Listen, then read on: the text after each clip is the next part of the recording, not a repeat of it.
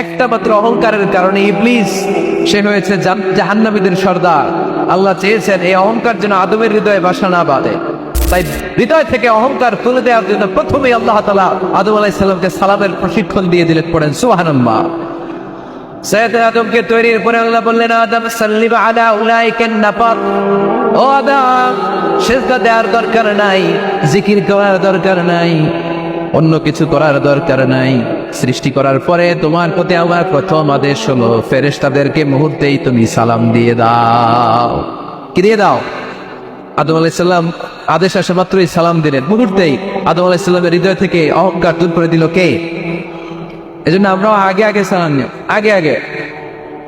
মুরব্বীরা বাচ্চাদেরকে দিবে, বাচ্চারা মুরব্বীদেরকে দিবে, স্বামী স্ত্রীকে, বাবা ছেলেকে।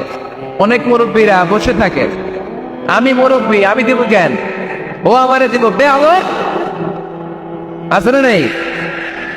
না, এগুলো বললেন না। বেয়াদব না বলে একটা কাজ করবে, বেয়াদব না বলে আপনি সালাম দিয়ে দিলেন। বেয়াদব না বলে কি বলবেন? সালাম দিয়ে দিবেন। দেখবেন বারবার যখন সালাম দিবেন বাচ্চাটা বা ছেলেটা লজ্জায় পরে কিছুদিন পরে ওই বাচ্চাই আপনার আগে সালাম দেওয়া শুরু হতে পারে, ঠিক কিনা? আমরা বদলা নিব না, আমরা বদলে দিব। মুসলমানরা কি বদলা নেয়? কি করে? বদলে দেয়। আমরা বদলা নেই না, আমরা বদলে দেই, ঠিক কিনা? আমাদের আচরণে, আমাদের বিনয় দিয়ে, আমাদের ভালোবাসা দিয়ে আমরা বদলে দিব। আমাদের ভালোবাসার কাছে হেরে যাবে গোটা পৃথিবী, জিতে যাবে আমাদের ভালোবাসা। চিল্লায় বলেন ঠিক কিনা? আগে সালাম দাও, আগে আগে সালাম দিই। জান্নাতীরা যখন জান্নাতে ঢুকবে ফেরেশতারা প্রত্যেক গেটে খালি বলবে সালাম সালাম সালাম, আল্লাহু আকবার। জান্নাতীরা যখন জান্নাতে ঢুকবে ফেরেশতারা বলবে সালামুন আলাইকুম তিবতুম ফাদখুলুহা খালিদিন। ও জান্নাতীরা জান্নাতে প্রবেশ করেন, আল্লাহর পক্ষ থেকে আপনাদের জন্য রইল সালাম। আপনাদের জন্য কি? তাহলে জান্নাতে একে অপরের সাথে দেখা হলে সেখানে কি দেয়া হবে? সালাম। তাই নিজের পরিবারে যারা জান্নাতের আমেজ উপভোগ করতে চান তারা সালাম দিন। পরিবারটারে যারা জান্নাতি বানাতে চান ঘরে ঢুকেই কি দিবেন? সালাম দিন আর সালামাতে থাকুন। প্রথম ফর্মুলা বুঝতে পারছেন? ঘরে শান্তি আনার প্রথম ফর্মুলা কি? আওয়াজ করে বলতে হবে, সেটা কি? সালাম। 2 নম্বর ফর্মুলা, ঘরে যারা সুখ শান্তি রাখতে চান ঘরের মধ্যে কোনো ছবি টানিয়ে রাখা যাবে না। যাবে? মূর্তি রাখা যাবে না। যাবে? মুসনাদে আহমদ ইবনে হাম্বলের হাদিস, আল্লাহ রাসূল সাল্লাল্লাহু আলাইহি ওয়াসাল্লাম বলেন, লা ইন্নাল মালাইকাতা লা তাদখুলু বাইতান ফীহি তামাসিল ওয়া সূরা। যে ঘরে মূর্তি আছে, যে ঘরে ছবি টানিয়ে রাখা হয়, ওই ঘরে আল্লাহর রহমতের ফেরেশতা প্রবেশ করে। চিপায় চাপায় কোনো ছোটখাটো ছবি থাকলে ওটা ভিন্ন কথা, কিন্তু বড় করে টানিয়ে রাখা যাবে? আব্বা আম্মা মরে গেছে, অনেকে আব্বা আম্মার ছবি টানিয়ে রাখে, রাখা যাবে? আজকে নামায় ফেলবেন, পারা যাবে তো? আচ্ছা। অনেকে বিয়ের ছবি বাঁধায় রাখে, বাঁধায়া করে ঝুলায় রাখে, স্মৃতি স্মৃতি রাখবার চায়। কি রাখবার চায়? না, স্মৃতি এইখানে রাখে, ছবি নামিয়ে ফেলবেন। নেতা নেত্রীর ছবি অনেকে টাঙিয়ে রাখে, আসলে নাই? না, নামায় ফেল, নামায় ফেলবেন। পীর সাহেবের ছবি টাঙিয়ে রাখে? না না, এগুলো করবেন না। স্মৃতি যদি রাখতে হয়, বিয়ের ছবি কিংবা ফ্যামিলি গ্রুপ ছবি হতে পারে, আব্বা আম্মা ভাই বোন মিলে আমাদের মতে করে আমাদের পরিসরে আমরা একটা ছবি তুললাম, এই ছবি অ্যালবামের মধ্যে তালাবদ্ধ করে রাখতে হবে, ঠিক কিনা? ঘরের মধ্যে ঝুলিয়ে রাখা যাবে। স্মৃতি সংরক্ষণের জন্য একটা দুইটা ছবি রাখতে পারেন, অ্যালবামের মধ্যে রাখলেন। কিলাম মাঝে মাঝে যখন খুলবেন 10 বছর আগের ছবি যখন খুলবেন দেখবেন, হায় রে, এই গ্রুপ ছবিতে পাশে আমার দাদা ছিল, আজকে দাদা নাই, আব্বা ছিল, আজকে আব্বা নাই, আমার দাড়িগুলো কালো ছিল, এখন দাড়ি আর কালো নাই, সাদা হয়ে গেছে। মরণের কথা চিন্তায় আছে না নাই? আখিরাতের কথা স্মরণ হবে। তো আজ থেকে আমরা ছবি টাঙিয়ে রাখবো না, নামায় ফেল। রহমতের ফেরেশতা তো আসতে চায় আপনার ঘরে, আপনি ঢুকার বন্দোবস্তই তো রাখেন নাই। রহমতের ফেরেশতাকে ঢুকার সুযোগই তো আপনি দিচ্ছেন না, ঢুকবে কেমন করে? বিয়ের ছবি, আব্বা আম্মার ছবি, নেতা নেত্রীর ছবি টাঙিয়ে না রেখে অ্যালবাম বন্দি করে রাখেন, প্রয়োজনে দেখবেন। অনেকে বাঘের শোপিস, সাপের শোপিস, কুমিরের শোপিস সুকেসে সাজিয়ে রাখে, আছে না নাই? রহমতের ফেরেশতা আসে না। এগুলো রাখবেন না। কোন প্রাণীর শোকেসের ভেতরে প্রাণীর শোপিস রাখা যাবে না। অনেকে ঘরের মধ্যে পিয়ানো রাখে, পিয়ানো আছে না নেই? বাঁশি রাখে, বাঁশি, গিটার, সব ভালো, তুই একা বাসিস নে, একটু ভালোবাসিতে দিস মরে, গিটার বাজায় আর গাইতেছে মামায়। আহা, আসে না তোমার ঘরে রহমতের ফেরেশতা, ঠিক কিনা? হারমোনিয়াম, একতারা, দোতারা, সেতারা, এগুলো রাখা যাবে? ঢোল রাখা যাবে? ঢুকে না রহমতের ফেরেশতা। তো রহমতের ফেরেশতা রহমতের পায়গাম নিয়ে আসবে আপনার ঘরে। যদি আপনি চান, ছবি নামিয়ে ফেলুন, মূর্তি সরিয়ে ফেলুন, দোতরা, ঢোল বাদ্য এগুলো ভেঙে ফেলে দেন। আল্লাহ রাসূল সাল্লাল্লাহু আলাইহি ওয়াসাল্লাম বললেন, বুইসতু আন উকাসসিরাল মাযামির, ঢোল বাদ্য, হারমোনিয়াম, গিটার এগুলোকে ভেঙে মাটির সাথে গুঁড়িয়ে দেওয়ার জন্য বিশ্ব নবীকে আল্লাহ তাআলা জমিনে পাঠিয়েছে। ঢোল বাজানো হারাম, এগুলো বাজাবেন না, রহমতের ফেরেশতা আসবে। কোন হেভি মিউজিক্যাল ইনস্ট্রুমেন্ট ঘরে রাখা যাবে না। তবে তবে আপনি গাছের ছবি, প্রকৃতির ছবি, নদী নালার ছবি এগুলি ক্যালিওগ্রাফি বাধাই করে দেয়ালে টাঙিয়ে রাখতে পারেন, এতে কোনো সমস্যা। বাচ্চা মেয়েদেরকে কাপড়ের তৈরি পুতুল দিতে পারেন, এটা তো কোনো সমস্যা নেই। আম্মা জান আয়েশা রাদিয়াল্লাহু তাআলা আনহা, উনি কাপড়ের পুতুল দিয়ে খেলা করতেন, কাপড়ের ঘোড়ার পুতুল, মানুষের পুতুল, এগুলো দিয়ে খেলতেন। এটা জায়েজ আছে, পালিত হবে আগামী প্রজন্ম। দেখবেন বাচ্চা মেয়েরা ছোট্ট ছোট্ট পুতুল দিয়ে খেলা করে, এরা রান্না করে, বাচ্চারা দুধ খাওয়ায়, বাচ্চারা গোসল করায়, আছে না নেই? ইসলাম এটা জায়েজ করেছে এজন্য, যাতে ছোটবেলাতেই বড় হয়ে তার উপর যে দায়িত্ব চাপবে ছোটবেলাতেই যেন এটার প্রশিক্ষণ হয়ে যায়। সুবহানাল্লাহ পড়ে, খেলার ছলে প্রশিক্ষণ হয়ে গেলে। তো এই জন্য ঘরে যারা শান্তি চান এগুলো রাখবেন না। ঘরে হিন্দি সিরিয়াল দেখা যাবে না। এইবার আসতে আসল ওয়াজ, ঢুকে না, রহমতের ফেরেশতা ঢুকে না। এই জন্যই অশান্তি, এই জন্যই অশান্তি। হিন্দি সিরিয়াল দেখা যাবে না, জি বাংলা দেখা যাবে না, স্টার জলসা দেখা যাবে না, ইন্ডিয়ার কোন অশ্লীল চ্যানেল ঘরে দেখা যাবে না। রহমতের ফেরেশতা ঢুকে না। আমার বোনেরা, মহিলা প্যান্ডেলে আপনাদের কারো যদি এই অভ্যেস থেকে থাকে, একদিনে তো আর ছাড়তে পারবেন না, আস্তে আস্তে। কি বলেন? অনেকে সিগারেট ছাড়তে চায়, আমার কাছে আসে, হুজুর আপনার ওয়াজ শুনে নামাজ ধরছি, দাড়ি রাখা শুরু করছে, সিগারেটটা তো ছাড়তে পারি না। তো জিজ্ঞেস করলাম, কয়টা করে খান প্রতিদিন? 10টা। কত বড় ডাকাই! তোরে যদি বলে কালকে থেকে একটাও খাওয়া যাবে না, ও বাঁচবে না, মরবে, মরবে। তা আমি বললাম, চালায় যান, চালায় যান, অল্প অল্প। এই সপ্তাহ একটু কমায় খাইন, 8টা করে খাইন, পরের সপ্তাহ 5টা করে খাইন, কমাইতেছে। এরপরের সপ্তাহ 3টা, পারতেছে। এরপরের সপ্তাহ 2টা, তাও বা। এরপরের সপ্তাহ 1টা। যেই সপ্তাহে উনি 1টা করে খায়, পরের সপ্তাহে বাদ দেওয়া যাবে না। গ্রাজুয়াল। অনেক এলিট সোসাইটির ফ্যামিলি, তাদের বাবারা আমার কাছে আসে, বলে হুজুর ধন সম্পদ, সোশ্যাল স্ট্যাটাস আল্লাহ কম দেয় না, তো আপনার ওয়াজ শুনে আলহামদুলিল্লাহ আমরা পরিবর্তিত হতে শুরু করেছি, আমরা এখন নামাজ টামাজ পড়তেছি। তো মেয়েগুলো পর্দা করে না, ওদের পর্দা করে না। কি করি? হিপ হপ স্টাইলের মেয়ে, টাইট ফিটিং। কি ফিটিং? টাইট ফিটিং জামা পরে হুজুর, কি করব আমি বলে। তো এদেরকেও আমি বলি ধীরে সুস্থে চালায় যেতে বলে, চালায় যাক আস্তে আস্তে। তো ওদেরকে পরামর্শ দেই, প্রথমে বলবেন মা শালীন পোশাক পরো। কি পোশাক? প্রথম ধাপে হচ্ছে শালীন পোশাক। নিজেকে একটু গুছিয়ে রাখো, একটু ওড়না পেঁচিয়ে রাখো, একটু ঢিলে ঢালা জামা পর। শালীন পোশাকে যখন মেয়েটা অভ্যস্ত হয়, তখন আমি বলি এদেরকে হেজাব পরান। হেজাব কি পরান? হেজাব।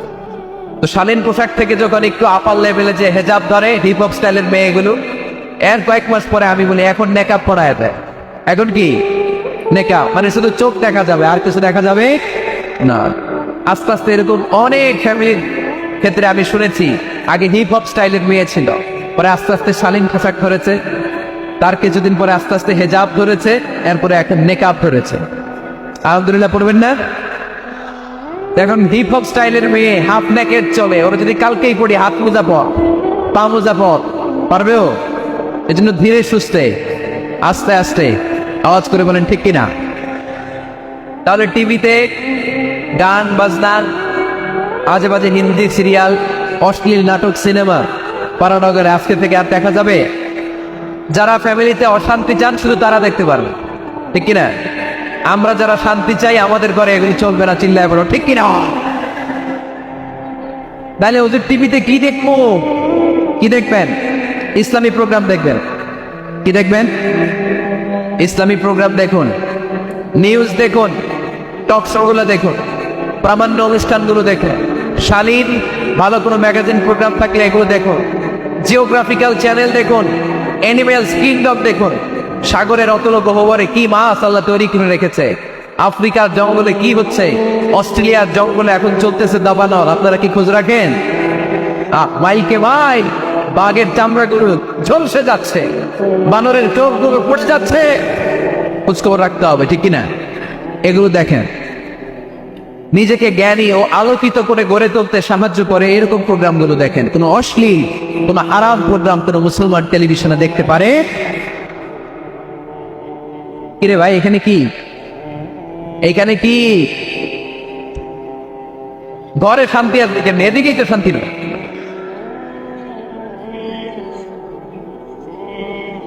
খালি ধাক্কা ধাক্কা শেষ করে দেয়। কি বলেন? অনেক রাত হয়েছে কিন্তু, হ্যাঁ? তো কথা বলেন কেন? কথা বলবেন। তো 2 নাম্বার যে পয়েন্ট আমরা আলোচনা করলাম, ছবিটা নিয়ে রাখা যাবে না, মূর্তি রাখা যাবে না ঘরে, গিটার বাদ্যযন্ত্র রাখা যাবে না, অশ্লীল নাটক সিনেমা দেখা যাবে।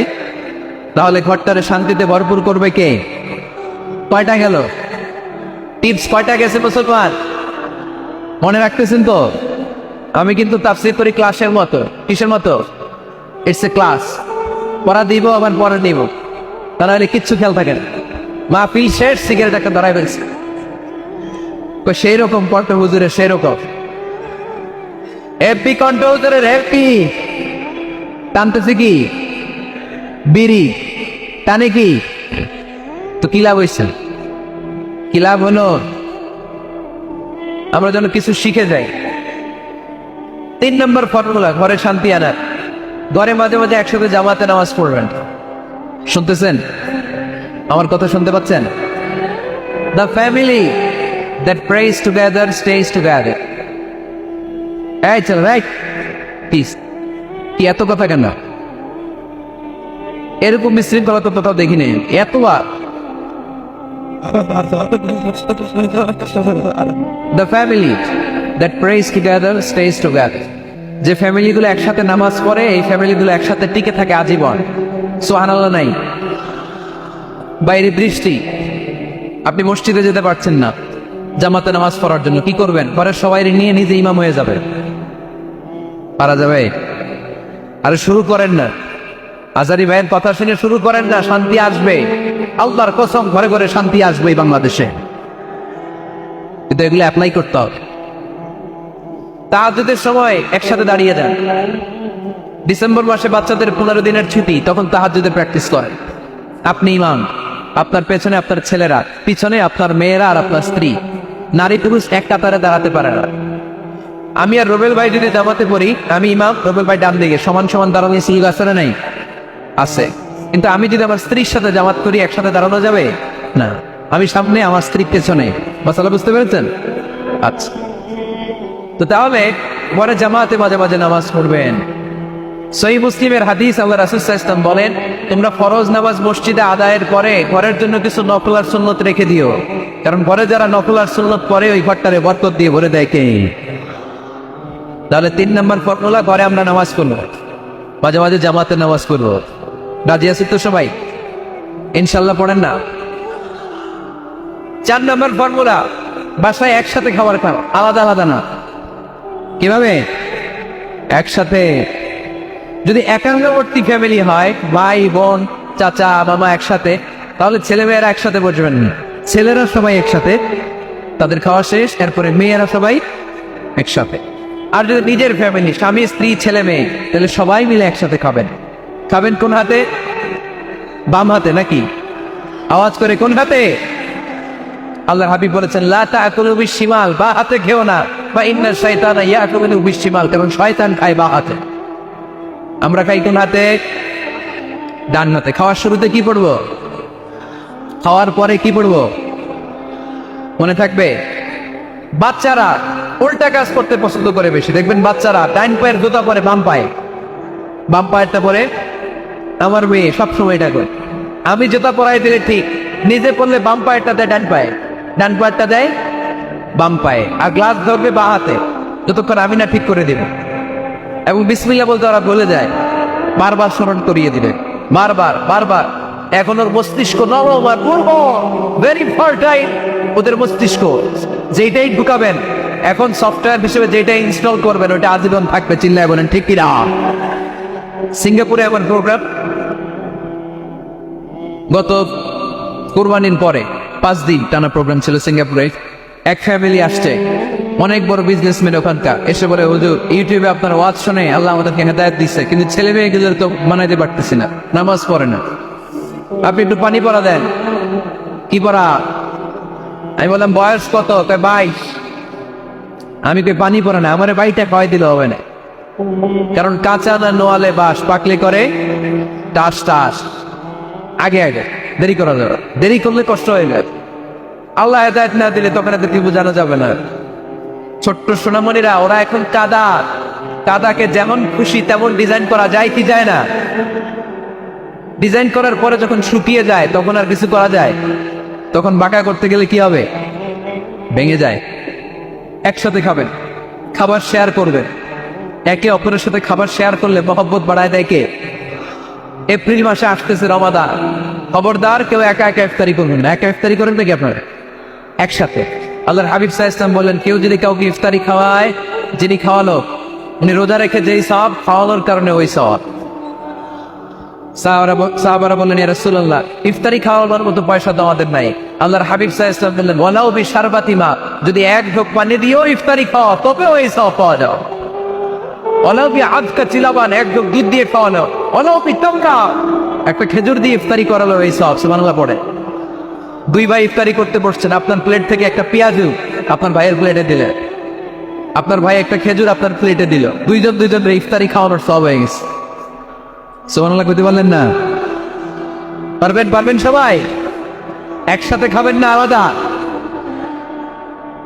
আল্লাহর হাবিব সাল্লাল্লাহু আলাইহি ওয়াসাল্লাম খেতে বসলে কখনো খাবারের বদনাম করতেন না। সহিহ বুখারীর হাদিস, মা আবা রাসূলুল্লাহ সাল্লাল্লাহু আলাইহি ওয়াসাল্লাম তাআমান কাত্তু, কখনো খাবারের বদনাম করেন নাই। এই 63 বছরের জীবনে কখনো না, একবারও না। ইনিস্তাহাহু আকালাহু, ভালো লাগলে খাইতেন, বেশি বেশি খাইতেন। ওয়া ইন কারিহাহু তারাকা, ভালো না লাগলে রেখে দিতেন, এটার দিকে তাকাতেন না। কিন্তু কখনো বলেন নাই লবণ বেশি হয়েছে, কখনো বলেন নাই চাল বেশি হয়েছে, এগুলো বললেন না। বলবেন? মহিলা প্যান্ডেলের ভাবিরা খুব খুশি, এখন খুশি হয়ে গেছে। ভাবিদেরকে বলবো, আপনারাও আপনাদের সর্বোচ্চটা দিয়ে ভাইয়ের জন্য রান্না করেন, যাতে ভাইয়ের খেতে কষ্ট না হয়, ঠিক কিনা? চেক এন্ড ব্যালেন্সের দরকার আছে না নেই? Islam is check and balance, very balance religion, খুবই ভারসাম্যপূর্ণ জীবন ব্যবস্থা। খাবারের বদনাম করবেন না, খাবেন, খাওয়ার শেষে শুকরিয়া করবেন কার? আচ্ছা, কয়টা গেল? কয়টা গেল? আরো জোরে বলে মাশাআল্লাহ। 5 নাম্বার, পরে কোরআন তেলাওয়াত করবেন। কি করবেন? করেন আপনারা? করেন? হ্যাঁ, ঘরে কোরআন তেলাওয়াত করেন প্রতিদিন। ফজরের পরে পাড়াডগায়ের প্রতিটা পরিবার থেকে সুমধুর কোরআনের ধ্বনি ভেসে আসতে হবে। কথা কয় না? তা ঠিক বলেন না কেন আওয়াজ করে? প্রতিটা ঘরেই যেন কোরআনের সুমধুর ধ্বনি উচ্চারিত হয়। এলাকার মসজিদের মক্তবগুলোতে হুজুর কোরআন পড়ায়, আছে এটা না? আমরা ছোটবেলা কিন্তু যাইতাম, আমি যাইতাম শাহিদ আমি মসজিদে, ওইখানে যে আমি কোরআন শিখছি। তো মসজিদগুলোতে আপনারা এই বক্তব্যের সিস্টেমটা চালু রাখবেন, প্রতিদিন সকালে কোরআন পড়ার।